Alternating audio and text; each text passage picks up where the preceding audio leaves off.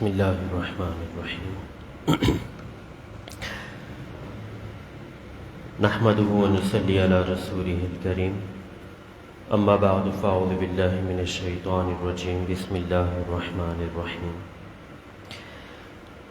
یا بنی آدم اما یأتینکم رسل منکم یقصون علیکم آیاتی فمن اتقى واصلح فلا خوف علیہم ولا هم يحزنون صدق اللہ مولانا العلی العظیم وبلغنا رسولہ النبی الکریم ونحن على ذلك لمن الشاکرین والشاہدین والحمد للہ رب العالمین اللہم صلی علی محمد وعلى آل محمد كما تحب وترضى۔ سورہ اعراف آیت نمبر 35 اللہ تبارک و تعالی ارشاد فرماتے ہیں، اے آدم کی اولاد، اگر تمہارے پاس تم ہی میں سے کچھ پیغمبر آئیں جو تمہیں میری آیتیں پڑھ کر سنائیں، تو جو لوگ تقوی اختیار کریں گے اور اپنی اصلاح کر لیں گے ان پر نہ کوئی خوف طاری ہوگا اور نہ وہ غمگین ہوں گے۔ یہی آیت پچھلی مرتبہ تلاوت کی تھی، ترجمہ بھی عرض کیا تھا اور اس کی تفصیل بھی عرض کی تھی۔ اس آیت کریمہ میں اللہ تبارک و تعالیٰ نے ایک انعام تقوی کا، نیک اعمال کا، اپنے رب کے احکامات کو پورا کرنے کا یہ ذکر فرمایا تھا کہ ان لوگوں پر جو اپنے رب کی مان کر زندگی گزاریں گے نہ کوئی خوف ہوگا نہ وہ غمگین ہوں گے۔ پھر یہ بات بھی سامنے آئی تھی کہ یہ انعام کہاں پر ملے گا۔ بعض حضرات فرماتے ہیں کہ دنیا میں بھی ملے گا، قیامت کے دن بھی ملے گا، اور آخرت میں تو ملے گا ہی ملے گا، یعنی جنت میں تو زندگی ہی انسان کو ایسی ملے گی کہ جس زندگی میں نہ کسی قسم کا خوف ہوگا اور نہ کسی قسم کا غم ہوگا۔ یہ بات بھی مد نظر رہنی چاہیے کہ انسان کو خوف اپنے مستقبل کے بارے میں ہوتا ہے اور انسان کو غم اکثر اپنے ماضی کے گزرے ہوئے کاموں کے بارے میں ہوتا ہے۔ آج کا ہمارا موضوع یہ ہے، اس کے ساتھ اور بھی کچھ باتیں پچھلے درس میں سامنے آئی تھی، جس میں سے یہ بات بھی سامنے آئی تھی کہ جنت میں اللہ تبارک و تعالیٰ اس خوبی کے علاوہ، اس نعمت کے علاوہ کہ جس نعمت، جس خوبی میں انسان کو کسی قسم کا کوئی خوف اور غم نہیں ہوگا، بالکل بے غم زندگی وہاں پر ہوگی، اس کے ساتھ ایک اور نعمت ملے گی۔ وہ نعمت کون سی ہوگی کہ جنت میں جانے والوں کے دل وہ پرندوں کے دلوں کی طرح بالکل پاک، صاف، شفاف ہوں گے۔ جنتیوں کے دل میں کسی کے لیے نہ بغض ہوگا، نہ نفرت ہوگی، نہ دشمنی ہوگی، نہ عداوت ہوگی اور نہ ہی کسی قسم کا میل ہوگا۔ تیسری نعمت یہ ذکر کی تھی کہ جنت کی زندگی میں ایک نعمت جنتیوں کو یہ ملے گی کہ اس زندگی میں جنتیوں کے پاس جو نعمتیں ہوں گی وہ اپنی ان نعمتوں کو سب سے بڑی نعمتیں شمار کر رہے ہوں گے، اگرچہ ان کے سامنے ایسے بھی لوگ آئیں گے جو بڑی جنت والے، اونچی جنت والے ہوں گے، لیکن اس کے باوجود ان کے دل میں یہ بات پیدا نہیں ہوگی کہ ہمارے پاس ہے وہ کم ہے اور دوسروں کے پاس ہے وہ زیادہ ہے۔ یہ کیفیت جنت میں نہیں ہوگی۔ جب اللہ تبارک و تعالیٰ ایک مرتبہ جنتیوں کو اپنا دیدار کروائیں گے، اس دیدار کے لیے ایک باغ میں بٹھایا جائے گا۔ باغ میں مختلف قسم کے ممبر ہوں گے، چاندی کے ممبر، نور کے ممبر، یاقوت کے ممبر، سونے کے ممبر۔ بعض لوگ ان ممبروں پر، کرسیوں پر بیٹھے ہوں گے، اور جو تھوڑے سے کم درجے والے ہوں گے وہ کرسیوں اور ممبروں پر نہیں بلکہ وہ زمین اور ٹیلوں پر بیٹھے ہوئے ہوں گے۔ لیکن جو زمین اور ٹیلوں پر بیٹھے ہوئے ہوں گے، یہ زمین اور ٹیلوں پر بیٹھے ہوئے اپنے آپ کو کمتر نہیں سمجھیں گے۔ یہ بھی جنت کی زندگی کی ایک نعمت اور ایک خوبی ہے۔ اب ہمارا آج کا درس اس بارے میں ہے کہ یہ جو جنت میں تین بڑی بڑی خوبیاں اللہ تبارک و تعالیٰ عطا فرمائیں گے، یہاں پر یہ بات بھی ملحوظ رہے، یاد رہے کہ ایسا نہیں ہے کہ جنت میں صرف یہی نعمتیں ہوں گی۔ نعمتوں تو بے شمار ہوں گی، لیکن صرف تین نعمتیں پچھلے درس میں ذکر کی تھیں، تو اسی حساب سے آج ہم اس کے بارے میں گفتگو کریں گے کہ اگر یہ تین نعمتیں انسان کو دنیا میں نصیب ہو جائے، انسان کو دنیا میں مل جائے، تو یقین کریں وہ انسان چاہے کسی بھی حال میں ہو، کسی بھی حیثیت کا ہو، وہ دنیا میں سب سے زیادہ پرسکون، مطمئن، راحت اور آرام والی زندگی گزارے گا۔ ایک نعمت اس کو یہ مل جائے کہ لا خوف علیہم ولا هم یحزنون، نہ کسی قسم کا غم ہو اور نہ ہی کسی قسم کا خوف ہو۔ اب یہ نعمت دنیا میں اگر کوئی حاصل کرنا چاہے تو وہ کیسے حاصل کر سکتا ہے؟ دنیا میں یہ نعمت کسی انسان کو کیسے ملے گی؟ دنیا میں یہ نعمت انسان کو دو اعمال کی پابندی کرنے سے مل سکتی ہے۔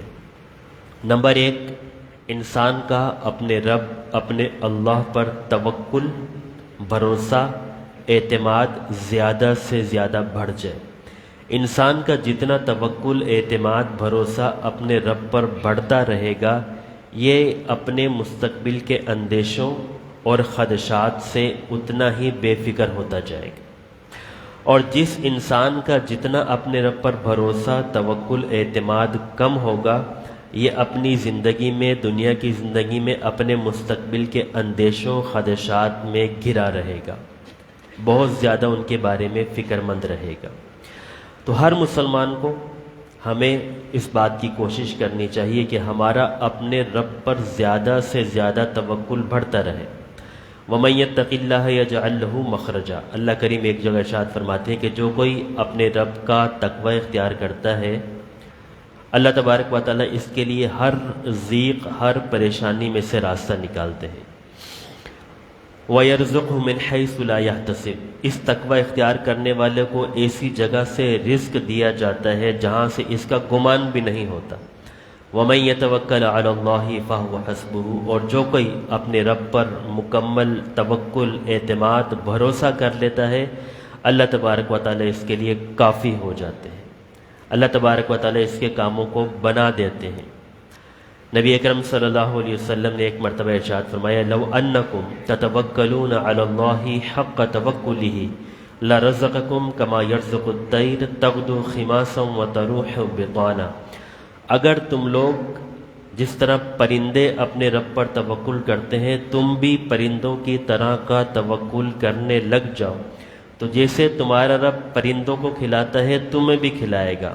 پرندے صبح جب اپنے گھونسلوں سے روانہ ہوتے ہیں خالی پیٹ ہوتے ہیں، لیکن شام کو جب اپنے گھونسلوں میں آتے ہیں تو بھرے ہوئے پیٹ ہوتے ہیں۔ ہر مسلمان اور ہر ایمان والے کا توکل ہر بیتتے لمحے میں، ہر گزرتے لمحے میں اپنے رب پر بڑھتا ہی جانا چلا چاہیے۔ لیکن یہاں پر ایک بات اور ذہن نشین رہے کہ توکل پھر اپنے پورے مفہوم کے ساتھ ہمارے اندر ہونا چاہیے، ادھورے مفہوم کے ساتھ نہیں ہونا چاہیے۔ کئی مرتبہ ایسا ہوتا ہے کہ توکل ادھورے مفہوم کے ساتھ ہمارے اندر ہوتا ہے، جس کی وجہ سے ہمارا بھی نقصان ہوتا ہے، ہم اپنے ارد گرد رہنے والوں کو بھی نقصان کرتے ہیں۔ وہ کیسے؟ ایک اللہ والے تھے،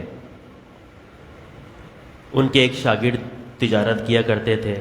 جب بھی تجارت کے سفر میں جانا ہوتا تو استاد محترم کے پاس آتے، اجازت لیتے، ان کی دعائیں لیتے، پھر سفر پر روانہ ہو جاتے۔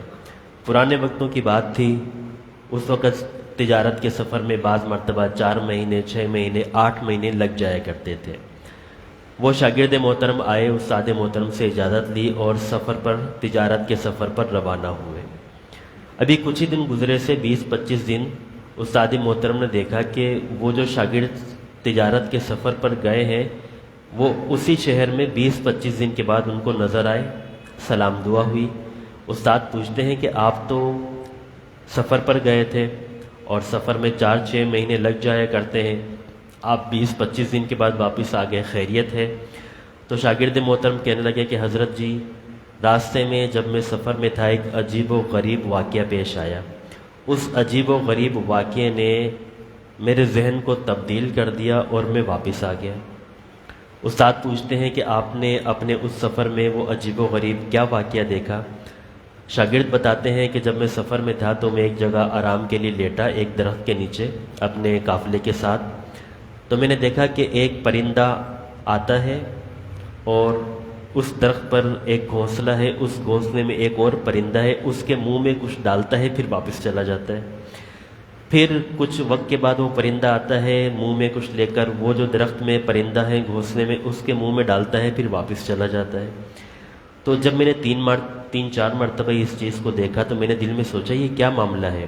یہ پرندہ اڑ کے جاتا ہے اور پھر واپس آتا ہے، اور جو گھونسلے میں پرندہ ہے اس کے منہ میں کچھ ڈالتا ہے، اور جو پرندہ نظر آ رہا تھا وہ کوئی چھوٹا بچہ نہیں تھا، جس طرح بڑے پرندے ہوتے ہیں اپنے بچوں کی دیکھ بھال کرتے ہیں، ان کو کھانا وغیرہ کھلاتے ہیں، لیکن وہ پرندہ بھی بڑا تھا۔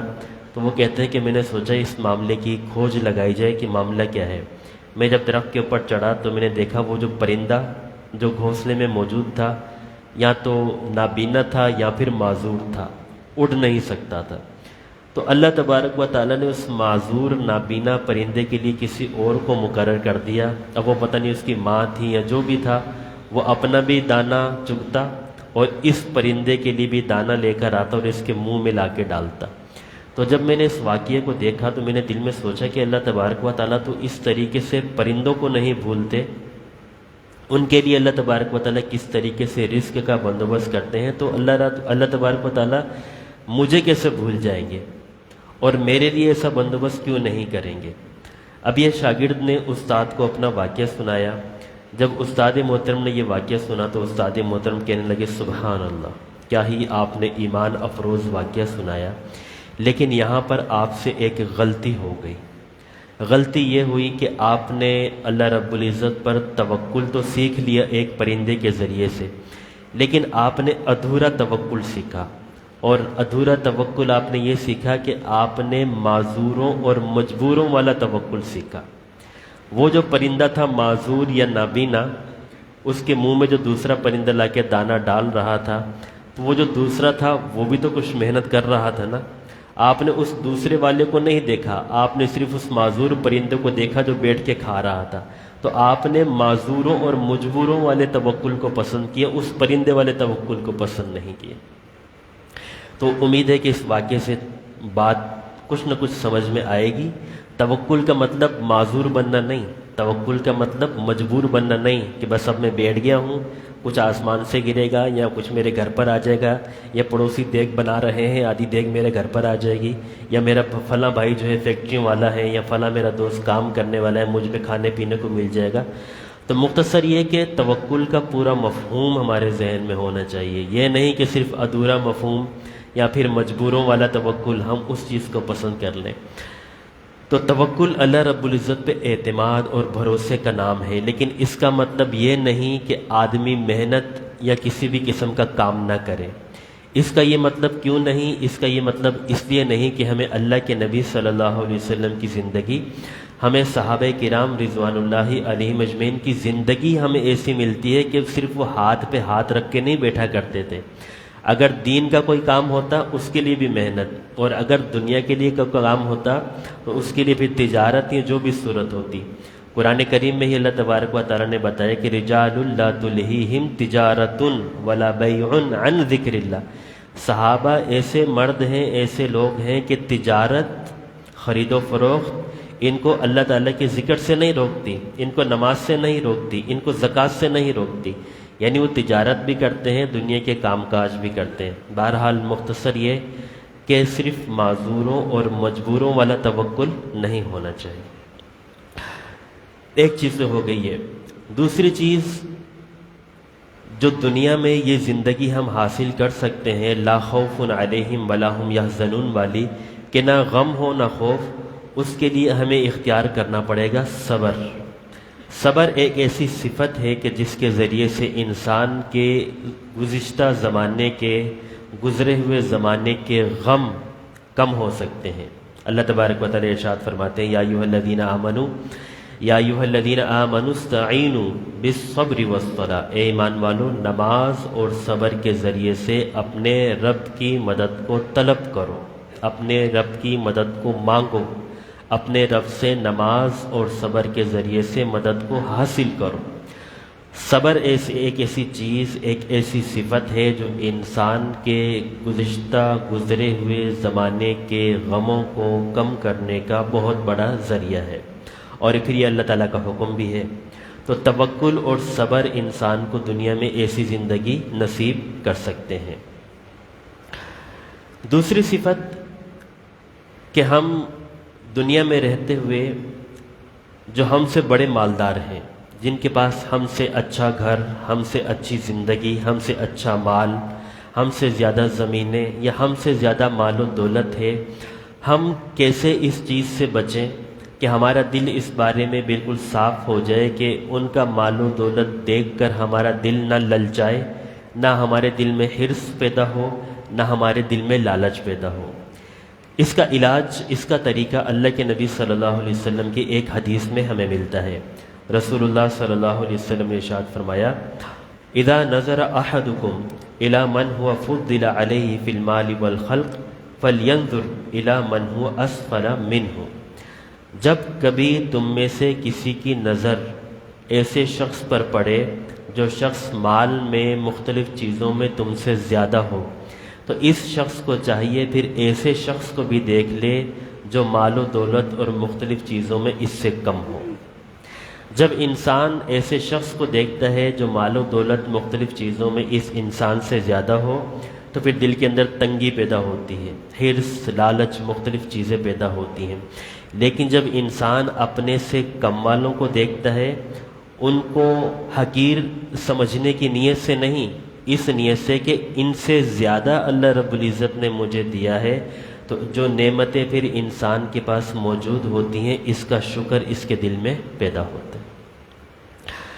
تیسری چیز کہ اب ہمارے دل میں کسی کے لیے بھی کوئی میل نہ آئے، حسد پیدا نہ ہو، کسی کے لیے کوئی نفرت پیدا نہ ہو۔ یہ کیسے ہو سکتا ہے؟ یہ دنیا کا سب سے مشکل کام ہے۔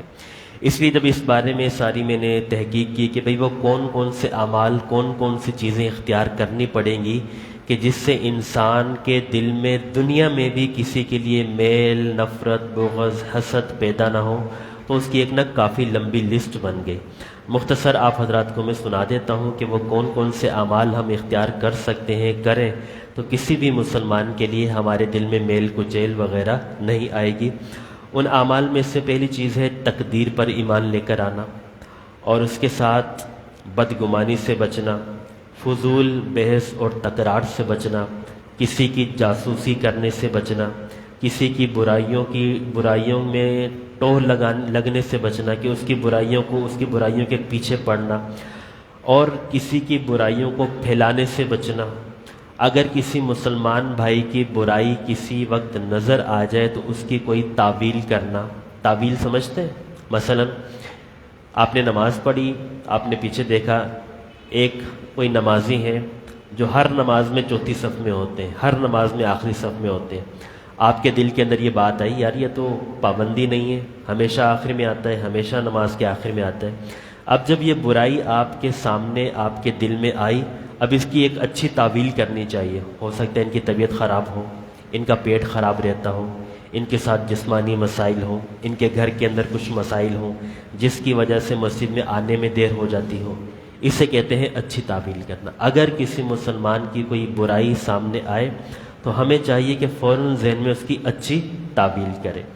اس کے ساتھ اگر کسی کی برائی دل میں آتی ہے تو 2-3 بڑے بڑے اعمال تو ضرور کرنے چاہیے۔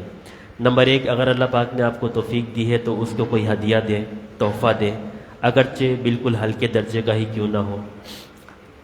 جیسے بہت سارے لوگ ہیں، وہ ہماری مسجد میں بھی 2-3 ہیں، وہ ٹافیاں دیتے ہیں، اگرچہ ان کی قیمت کیا ہے 5 روپے 10 روپے، چھوٹی سی قیمت ہے، لیکن محبت اور اخلاص سے دیا ہوا تحفہ، محبت اور اخلاص سے دیا ہوا تحفہ انسان کے دل میں ایک مقام پیدا کرتا ہے۔ اسی طرح اگر کسی کی کوئی چیز دل میں آنے لگی ہے، اس کے لیے دعائیں شروع کر دیں، دنیا کے لیے، آخرت کے لیے دعائیں شروع کر دیں، اور زبانی اعتبار سے، عملی اعتبار سے اگر آپ اس کی کوئی مدد کر سکتے ہیں تو وہ کرنا شروع کر دیں۔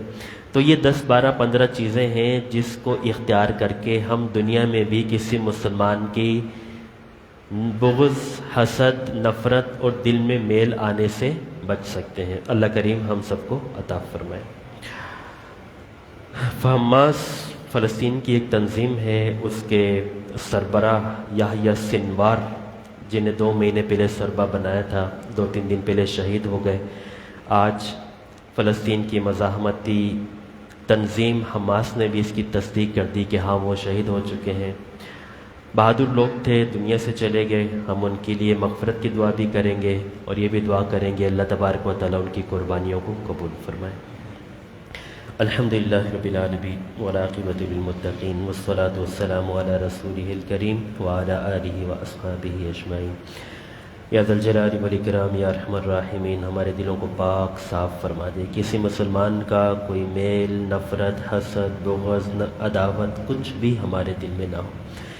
اے اللہ اہل فلسطین کی مدد فرما، حماس کے سربراہ یحییٰ سنوار کی مغفرت فرما، ان کی قربانیوں کو قبول فرما، باری تعالیٰ ان کی مزاحمت کو قبول فرما، وہاں کے مجاہدین کی مدد فرما، اہل کفر اہل باطل کو نیست و نابود فرما، اہل کفر اہل باطل کو شکست سے دوچار فرما، فلسطین کے نہتے مسلمانوں کی، جوانوں کی، بوڑھوں کی، خواتین کی، بچوں کی مالی اسلحے کے اعتبار سے، دوائیوں کے اعتبار سے، ہر اعتبار سے مدد فرما۔